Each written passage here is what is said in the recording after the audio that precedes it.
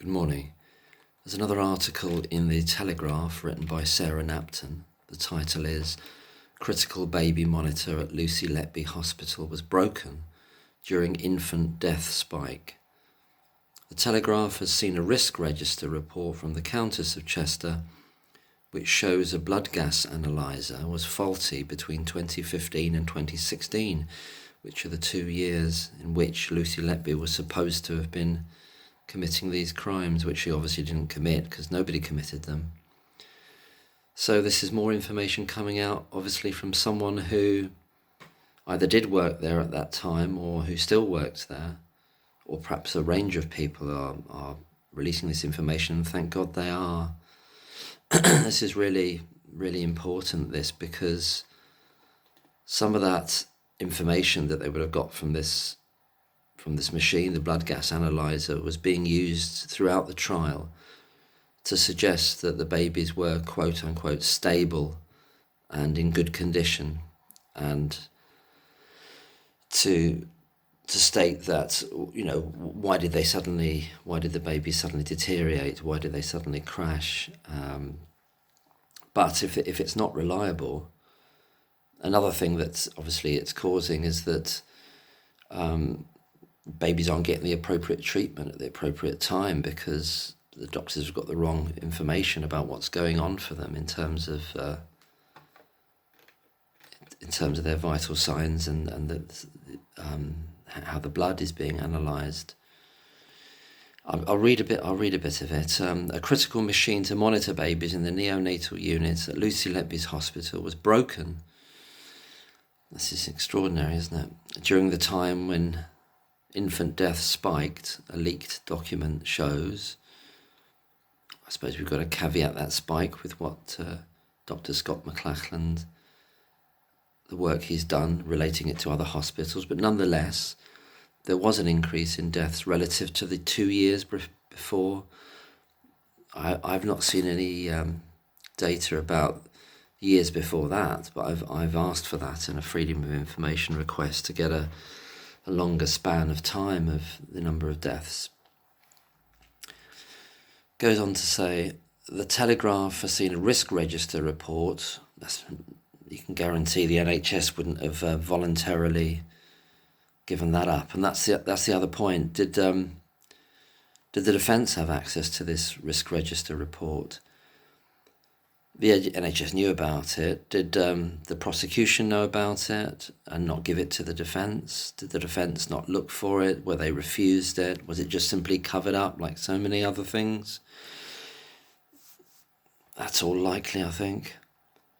So, Telegraph has seen this report from the Countess of Chester, which shows between March 2015 and until at least late June 2016, the blood gas analyzer was faulty. Well, that's exactly the period that's under scrutiny in terms of this fabricated story of crimes being committed.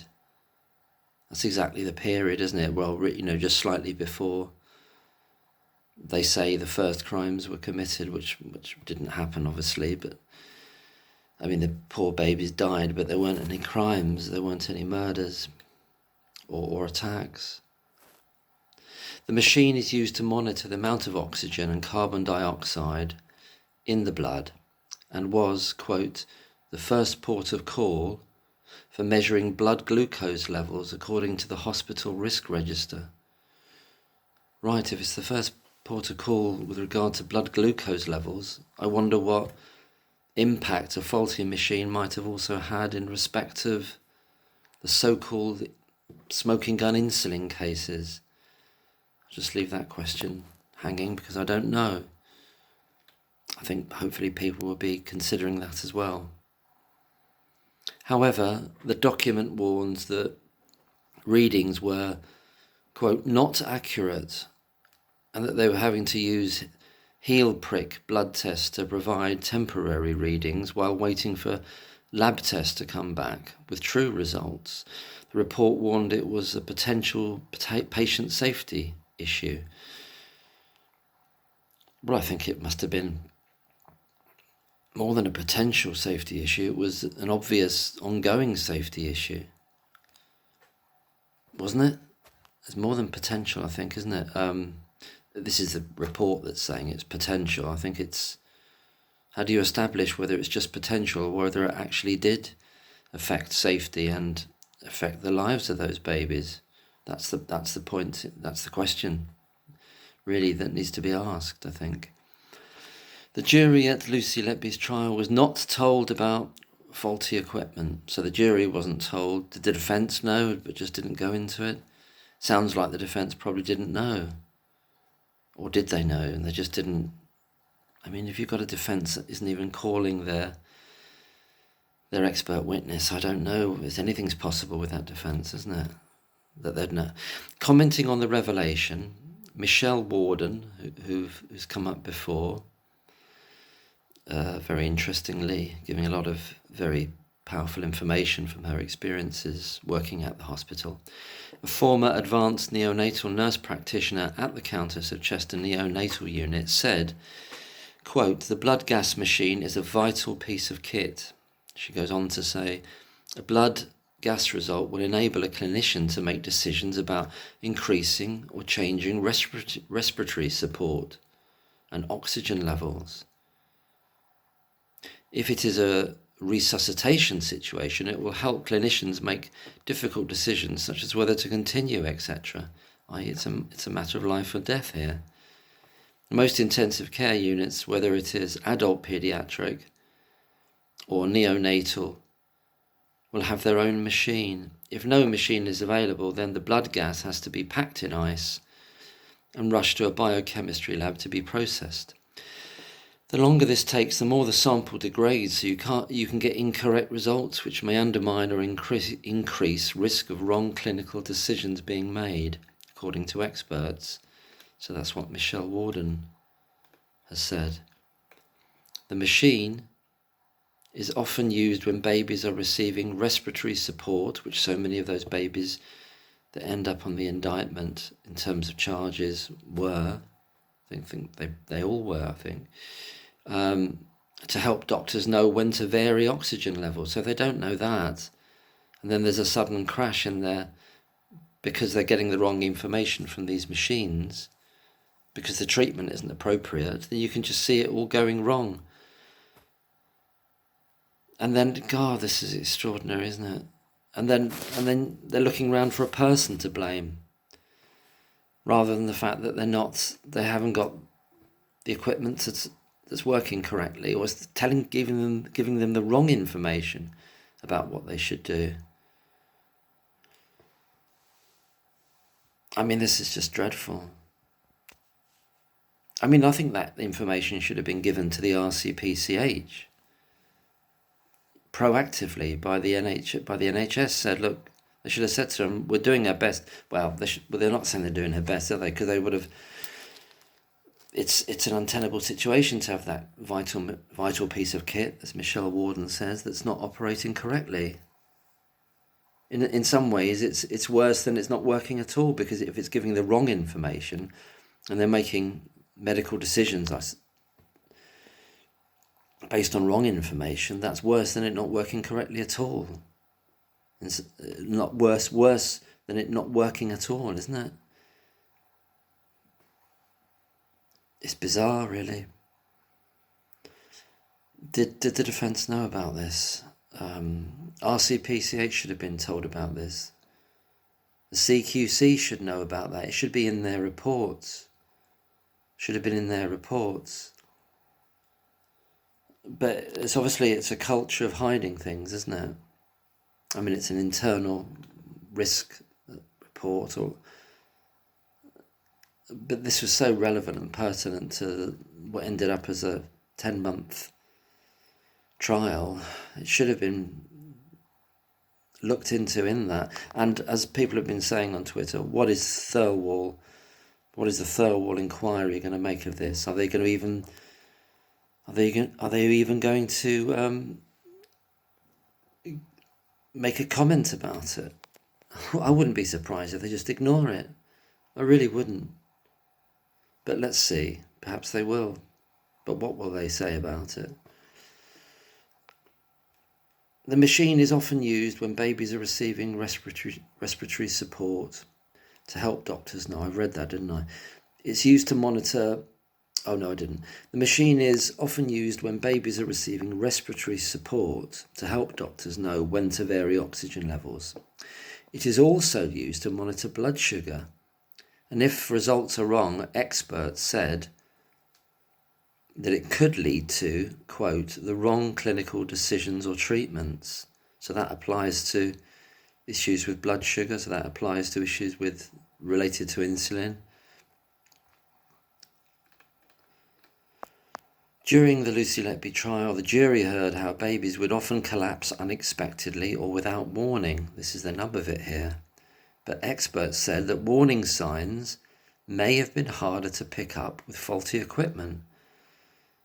Exactly, and then they're using the medical notes there, which obviously throughout the trial they're using the medical notes, and Evans is just using those medical notes. They're not saying anything about this faulty machine.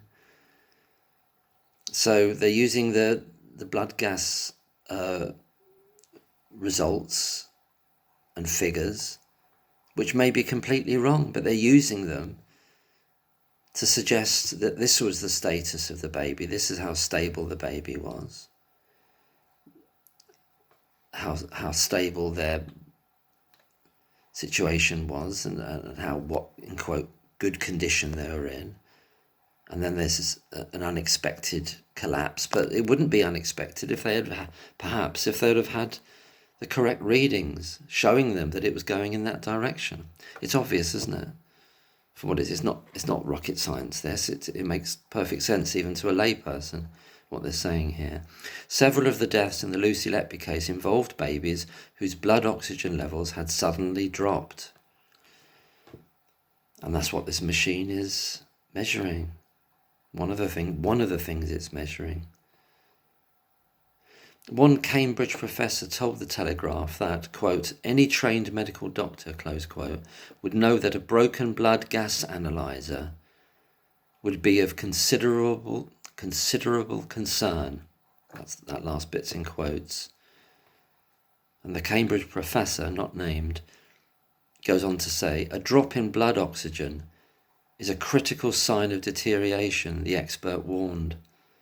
So that could be happening, and they literally, not only do they not see it at the time in order to make the proper interventions in a timely fashion, which might have saved those babies' lives. That's one stage, which is, in terms of the babies, the most critical. But then when it becomes this trial, and then they're using the medical notes from each baby's file, which will be giving those readings of the blood gas analyzer, which are likely to be, they're going to be wrong, and they're basing their arguments on these wrong readings throughout the trial, throughout all these cases. This should constitute new evidence.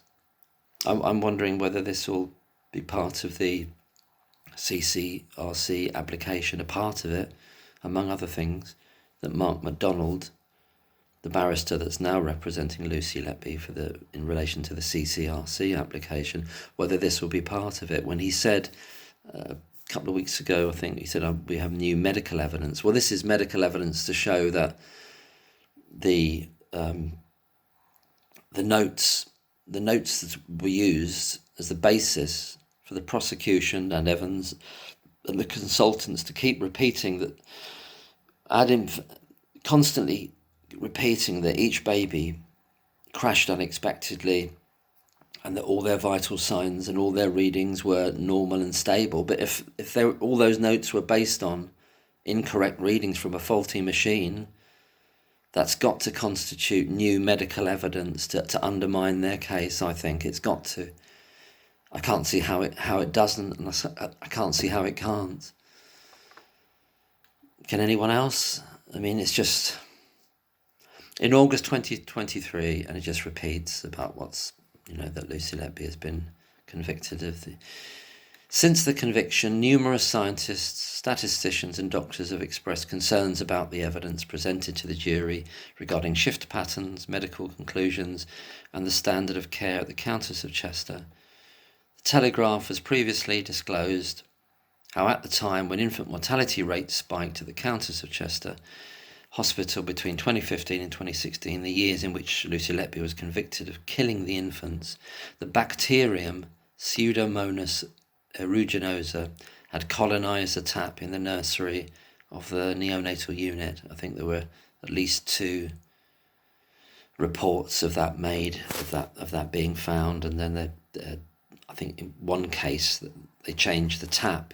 They're on the taps in this washing area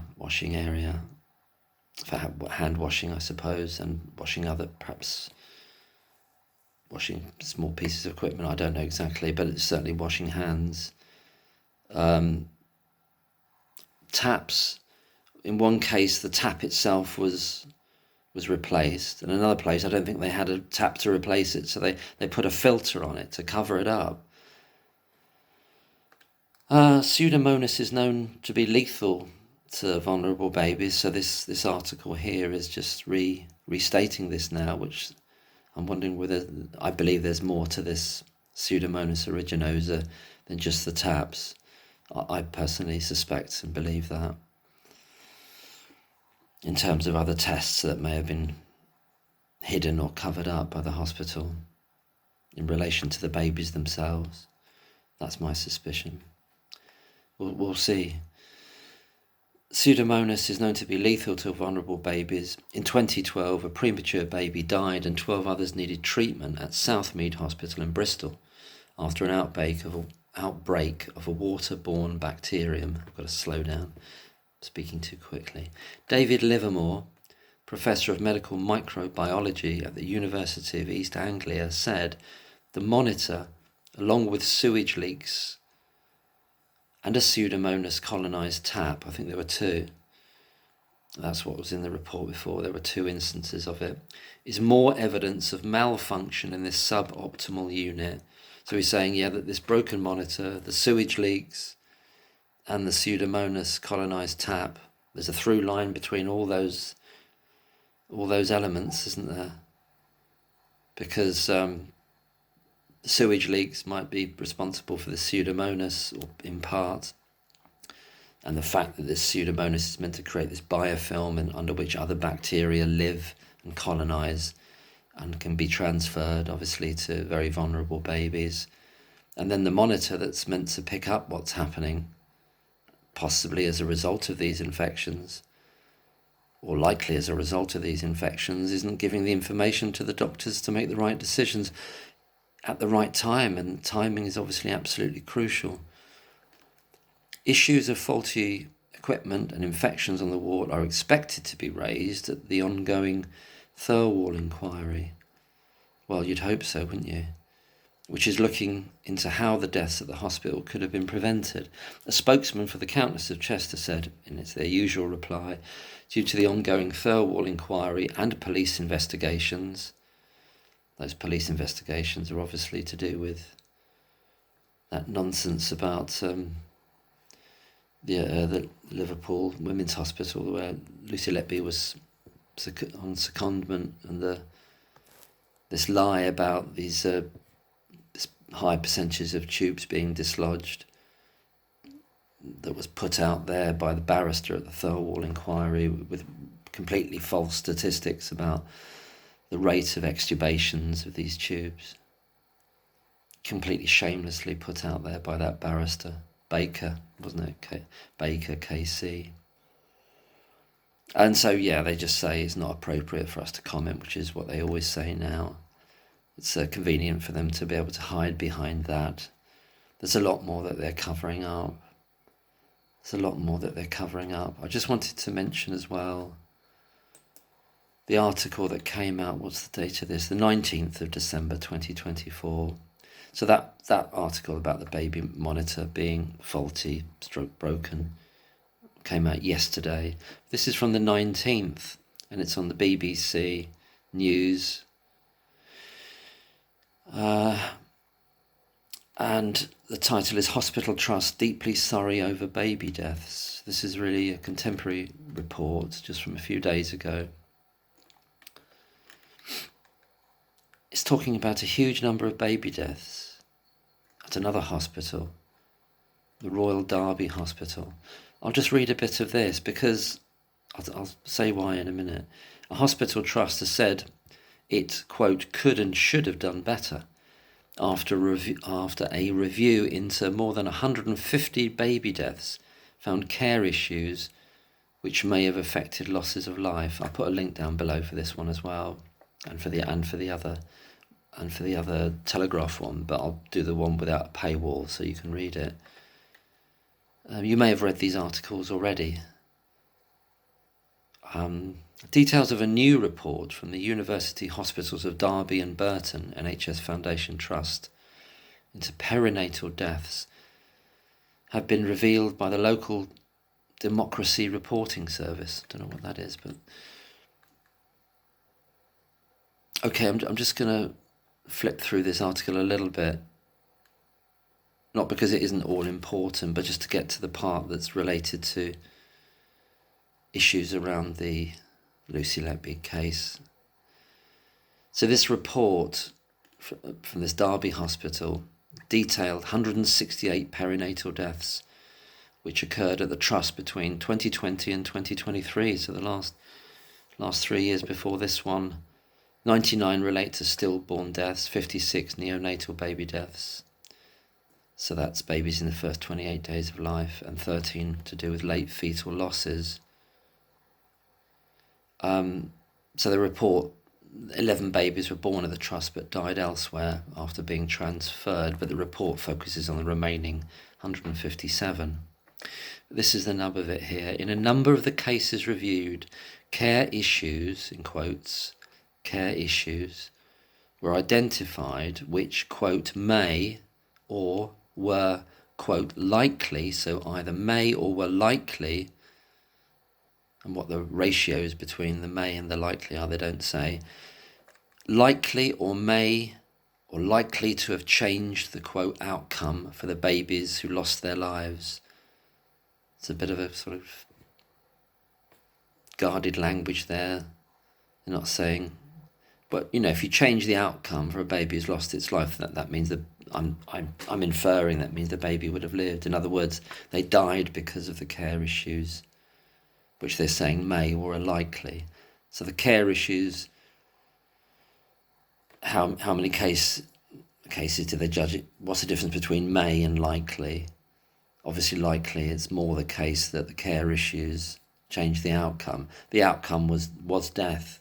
So if it was likely to have changed the outcome, the simple way of saying is that they were likely to have lived, or that they either may have lived or they were likely to have lived in a number of the cases.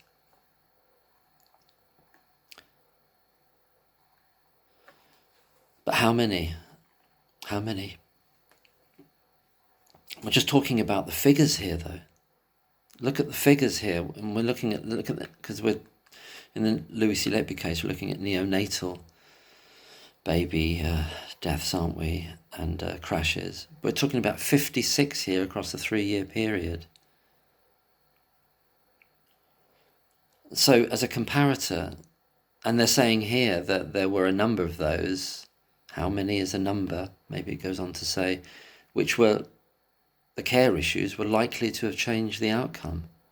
So the care issues, it's sort of saying here the care issues created the outcome.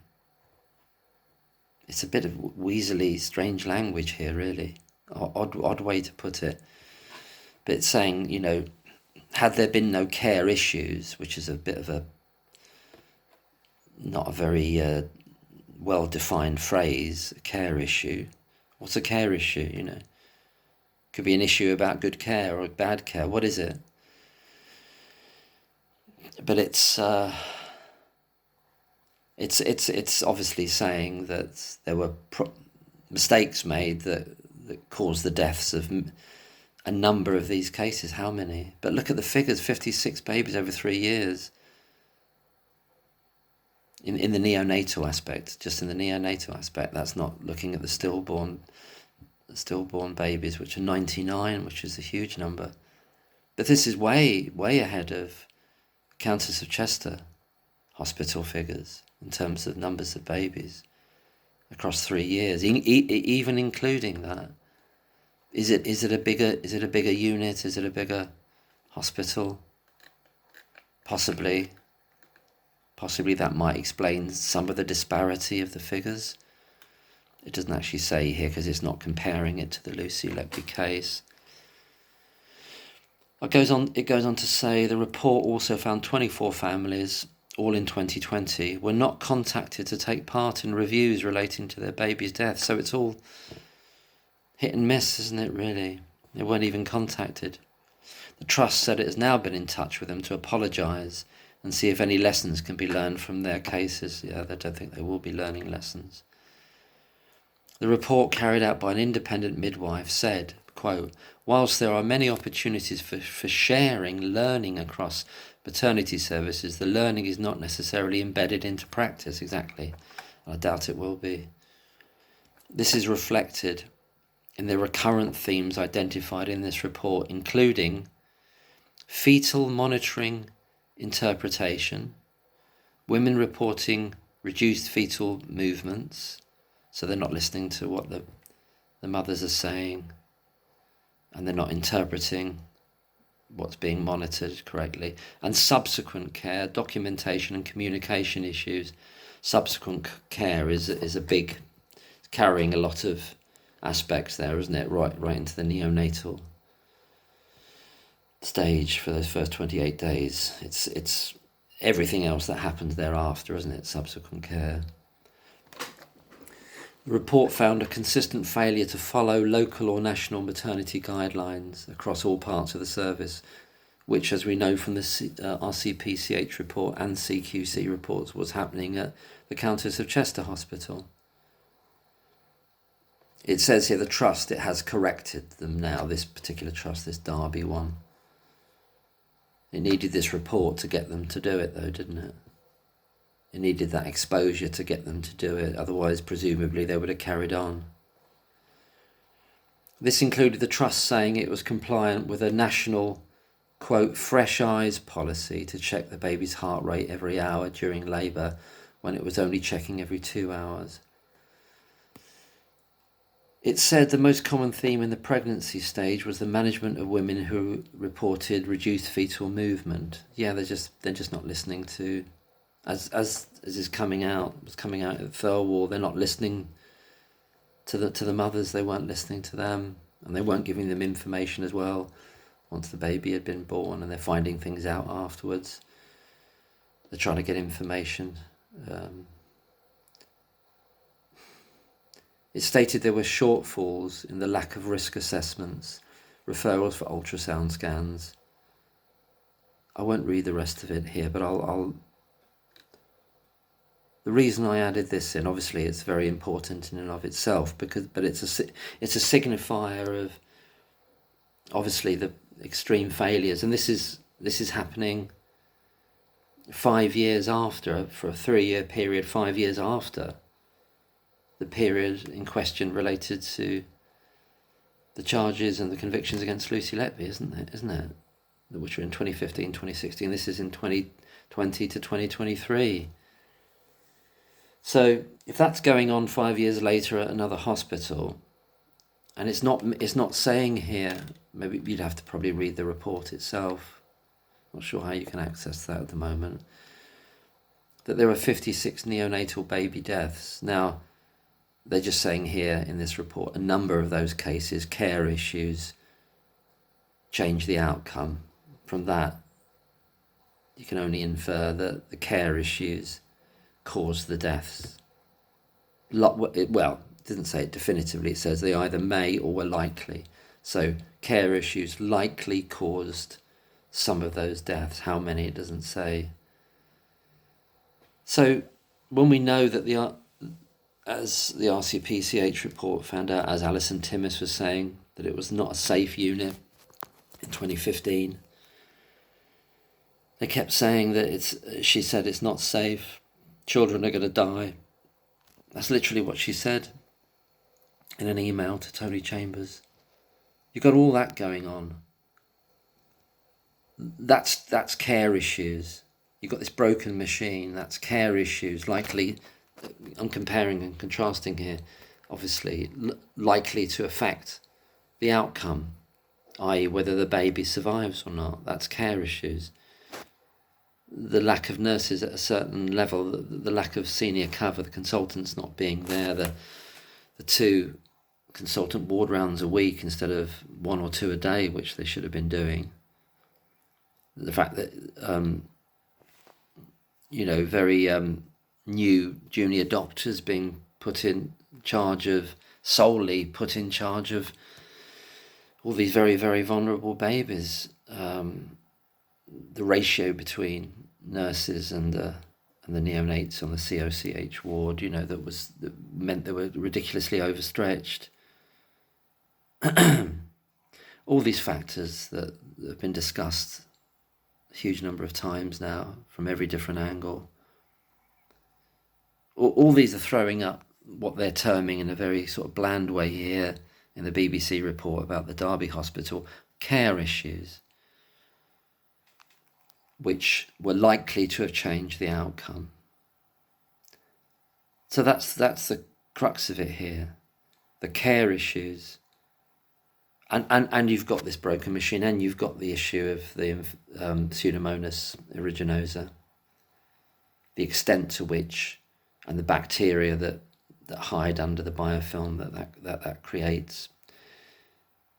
In other words, other bacteria floating around. It's a sort of toxic soup of pathogens that can easily be transferred to those babies. In every time anyone went near those sinks and those taps, then it gets passed onto the other equipment or directly onto the baby's skin, and they can be airborne as well, can't they? So it's all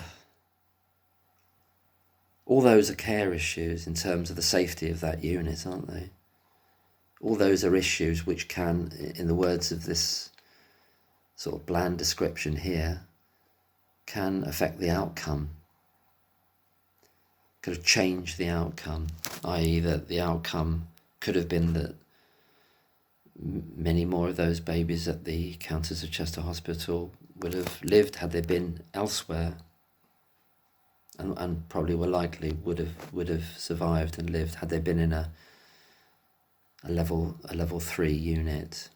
I mean, they've changed this. I thought that was interesting to hear that they've changed the rules about level 2 units, that they don't, in terms of respiratory support, they don't allow level 2 units to do invasive techniques like the intubation and the extubation anymore, because they're obviously not geared up to do them. And the Countess of Chester Hospital absolutely wasn't geared up to do it effectively and reliably, and have sufficiently experienced staff in terms of a lot of those doctors were still sort of just out of training, and they didn't have that experience. They didn't have the consultants around them to advise them, to get them to do it properly. And so it was just all, you can see the problems, can't you? Anyway, I'll leave it there. I don't want to rabbit on for no point. I don't want to rabbit on without saying anything new about it. Just saying if there's anything else in this. It ends this BBC report. The Trust maternity units at the Royal Derby Hospital and Queen's Hospital in Burton had been rated inadequate following inspections from the Care Quality Commission, CQC, in August 2023. I think to get that descriptor inadequate from the CQC, you've got to be doing quite a lot wrong, and obviously they were.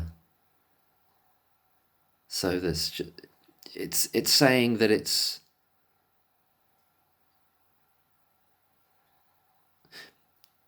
there's been other reports about maternity failings across the country, actually, and the NHS regulator, it says here, that maternity failings at hospitals are becoming more widespread, and there's this idea that it's being accepted that that these failings are the norm, and that's as good as you can get, or that they're just being accepted. It's sunk. The level of quality of the care has sunk, and the outcomes are as you're seeing. I think this is what's always the iceberg behind the very tip of what they tip in terms of numbers, in terms of what happened at the Countess of Chester Hospital. The iceberg underneath the water is the whole of maternity services in the NHS across the UK.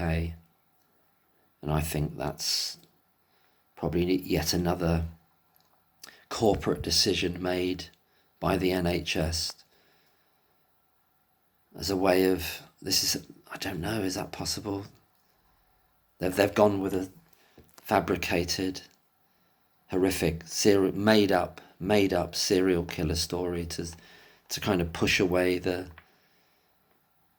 knowledge that the maternity services across the whole UK are in a very dreadful state, and that if the full truth were known about all the deaths that happen across every hospital, it could create this domino effect of medical and corporate negligence cases that would run into billions and billions of pounds. Is that possible? Is that one of the reasons why, after trying to a degree, certain of those managers trying to protect Lucy Letby against the consultants, they folded and they took her off the unit, but then they were going to bring her back, but then the consultants brought the police in, because I'm just trying to work out how it benefited in a way, because I think the culture in a corporate sense of the NHS is just sort of pathological lying. I've experienced that personally. I won't go into the details. It's pathological lying. That's the default when things go wrong, unless they can't avoid it, and it has to come out, and then they say lessons will be learned, etc. But the response on a corporate level for the NHS, at a trust level and at a countrywide level, is to cover up and lie. Same with all the institutions these days. Same with the police. Same with the courts. Same with any government organisations. And it's all about lying. It's all about covering up and not taking accountability or responsibility. But just going back to the management of the Countess of Chester, they forced out Ian Harvey and Tony Chambers. They forced them out as well. The consultants did, and got a new bunch in. Can't remember all the names. Alison Gilby. I can't remember if that was her first name. Then the new chief executive, who didn't last long because she said she was bullied. So it's a basket case, that whole environment. It's a toxic environment, isn't it? And that's what I'm finding. So many people who worked in the NHS. I worked in the NHS for a short period, a long time ago.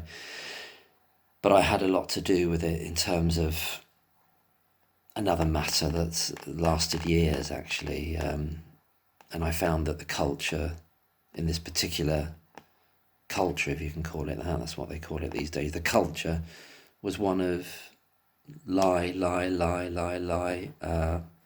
at all costs. Just constant stream of lying and bullying in terms of, anyway, some bad memories there about that. But a lot of people who are either still working or have been working in the NHS said that is often bullying is the culture there, and I've no doubt it is. I'm not saying in every situation, everywhere, about everything with everyone. Of course I'm not, but it's the dominant culture. It sounds like it's the dominant culture. When nurses were being pressured to take the jabs recently, those ones, the ones I mean, I remember looking on Twitter at the time, and there were hundreds and hundreds of. They were all anonymous because they feared being targeted even further. There were threads of. There were these anonymous threads of. I assume they were genuine. They sounded it, or they read like they were genuine, of nurses. Many of them saying, "We don't want to take these injections, and we're being bullied not only by the management, but by our colleagues who have taken them." So that was another exposure, if you will, of that culture there, that it's often founded upon bullying, targeting, scapegoating, pressurizing, coercion, lying, attempting to force people to do things that they shouldn't have to do. And obviously the government backed down on that in the end, didn't they? Because there were so many nurses and other healthcare professionals that didn't want to take them. But I know that's another issue. I'm not going to drift off into that. But anyway, I'll put those links below for the Telegraph article and this BBC one. And there's other general reporting about maternity care in the UK overall. You'll find that on Google, obviously, and that's been going on. And it's going to continue to go on. So the Thirlwall inquiry continues. Just still working through, very slowly listening to, well, I'm not sure working through, I'm listening to Dr. God, my memory's going for names. Dr. McConville, sorry, there's so many names in my head. Dr. McConville's The Other Side of Lucy Letby podcast. I'll leave a link for that as well. I'm still listening to the ones in respect of baby A. He goes into such detail about, from a medical point of view, so they're really vital to listen to, and I will get through them all eventually, but it takes me a long time to digest things. And the more that comes out, the more there is to consider, isn't there? And then there's the transcripts of the Thirlwall inquiry to read through. I mean, I don't know. There's so much, really. The consultants are due to be giving evidence, I think this week and next week. That will reveal some things. The other things are being revealed, have been revealed from some of the parents' testimony last week. So it's an ongoing unfolding and process of revelation through not just the inquiry, of course, and that's quite limited, but through these other sources that are speaking to journalists and others. And hopefully that will continue in that vein, and that these revelations will feed their way into Mark MacDonald's application to the CCRC, and this particular one about this broken, faulty. If it's faulty, it's effectively broken. If you can't rely on the information, it might as well be not working. It's worse.